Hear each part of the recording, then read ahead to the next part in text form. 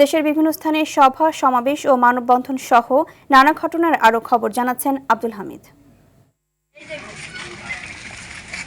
ঝালকাঠি পৌর শ্মশানঘাট এলাকায় অগ্নিকাণ্ডে ক্ষতিগ্রস্ত ১৭ পরিবারের মাঝে আর্থিক সহায়তা প্রদান করেছেন ঝালকাঠি ২ আসনের সংসদ সদস্য ইসরাত সুলতানা ইলেন ভুট্টো। এ সময় ক্ষতিগ্রস্ত পরিবারের প্রত্যেককে নগদ ৫,০০০ টাকা করে দেওয়া হয়। নোয়াখালীর সেনবাগে অভিযান চালিয়ে অবৈধ ৩টি ইটভাটার কার্যক্রম বন্ধ করে দিয়েছে ভ্রাম্যমাণ আদালত।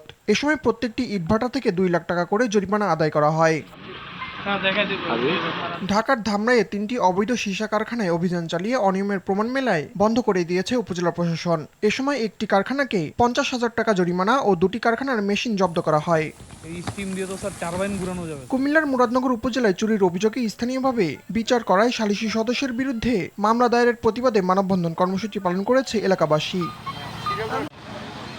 বরিশাল বিএম কলেজে শিক্ষার্থীদের ওপর হেজবুত তাওহীদের হামলার প্রতিবাদে বিক্ষোভ মিছিল ও মানববন্ধন অনুষ্ঠিত হয়েছে। বাদজুম্মা কলেজের মসজিদ গেটে এই কর্মসূচি পালন করা হয়। যানবাহনের চাপ বাড়ায় ঢাকা কুয়াকাটা মহাসড়ক ৪ লেনে উন্নীত করার দাবিতেই বরগুনার আমতলীতে গণ অনশন কর্মসূচি পালন করেছে স্থানীয়রা।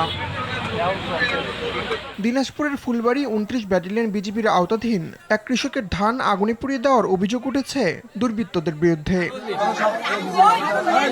যশোরের কেশবপুরে শিশু, কিশোর কিশোরী ও নারী উন্নয়নে সরকারের সচেতনতামূলক যোগাযোগ কার্যক্রম প্রকল্পের আওতায় উঠান বৈঠকের আয়োজন করেছে জেলা তথ্য অফিস।